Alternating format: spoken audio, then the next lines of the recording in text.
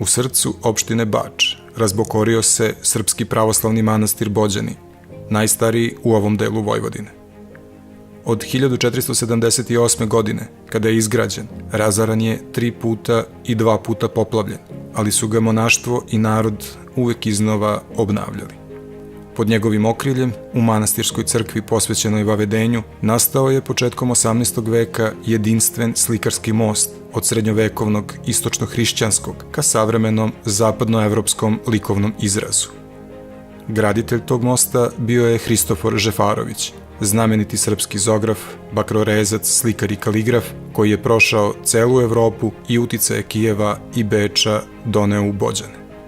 Po knjigama starostavnim, današnju manastirsku crkvu podigao je 1722. o svom trošku Mihajlo Temišvarlija iz Segedina, koji je platio i njeno oslikavanje, na koje će 1737. prionuti Žefarović sa svojim učenicima.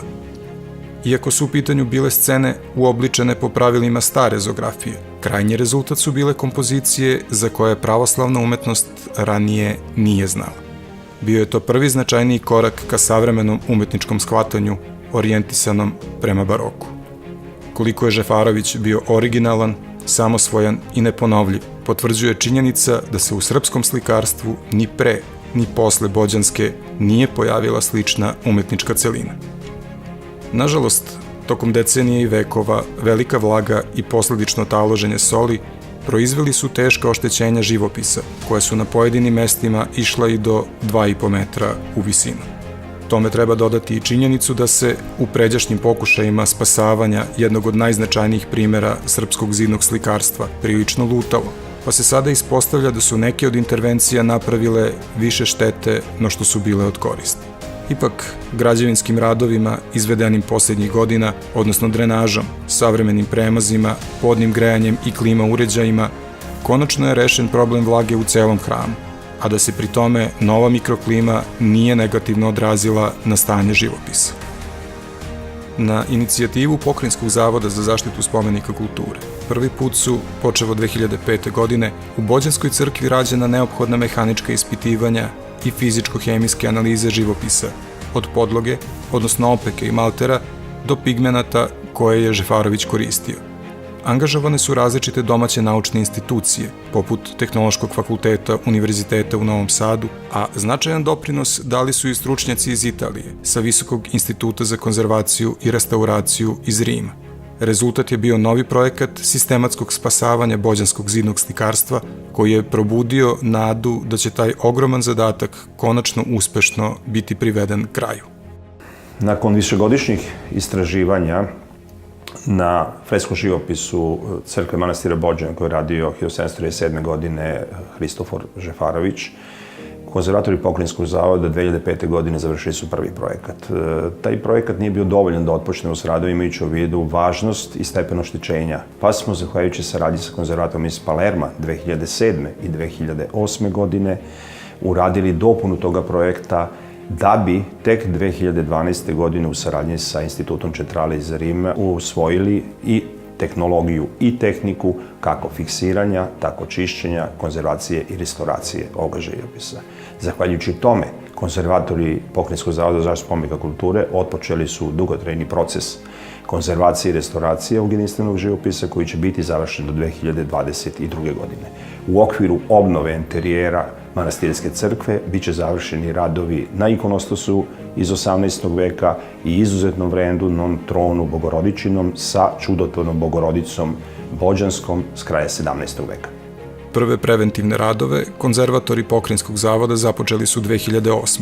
da bi tokom 2013. bio završen kompletan proces konzervacije i restauracije severnog zida Priprate. Sledeće godine restauriran je zapadni zid Priprate sa kompozicijama Uspenja Presvete Bogorodice i stojećih figura svetitelja, Svete Paraskeve, Svetog Mihajla, Svetog Arhanđela čuvara ljudi i Svete Teodore, kao i ktitorski natpis iznad vrata o živopisanju crkve. Nakon toga je restauratorski tim zavoda po fazama obnavljao deo po deo živopisa, pa je tako u 2018. godini fokus bio na naosu hrama, odnosno restaurirani su delovi živopisa koji su bili konzervirani godinu dana ranije, s tim da su paralelno injektirani, odnosno fiksirani najugroženiji delovi fresaka u oltaru, kupoli i pevnicama. Prvi proces rada je u stvari konzervacija samih fresaka, znači njihovo fiksiranje, opšivanje, plombiranje, da bi se ušlo u tu drugu fazu koja je retuš i ta krajnja prezentacija. Freske se retuširaju akvarelima, znači bojama koje su na bazi gumi arabike i vrlo se lako uklanjaju ako se za takvom intervencijom ukaže potreba. Nažalost, nepovratno je uništeno zidno slikarstvo u zoni Sokle, u severnoj i južnoj pevnici gde su naknadno otvarani prozori, kao i u severnom delu naosa zbog ugradnje vrata. Ipak, oko 90% ansambala zidnih slika je sačuvano, mada zbog uticaja vlage na pojedinim mestima gotovo da uopšte nisu čitljive. Tome treba dodati i činjenicu da je živopis u oltarskom prostoru u veoma teškom stanju, jer su čađ i prašina gotovo potpuno prekrili bojeni sloj, dajući tamošnjim freskama mračan izgled, što je čak uticalo i na stav pojedinih istoričara umetnosti, po kojima je Žefarović nesporno bio odličan crtač, ali mu korišćenje boja nije bila jača strana.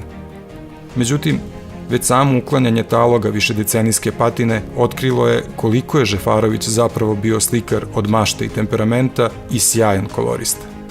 Odrađene su mere preventivne zaštite fresaka, tako da nemamo degradaciju dalju. Dok ne dođemo do oltara, nadamo se da ništa neće biti oštećeno u međuvremenu. Zacrtani cilj je da do 2022.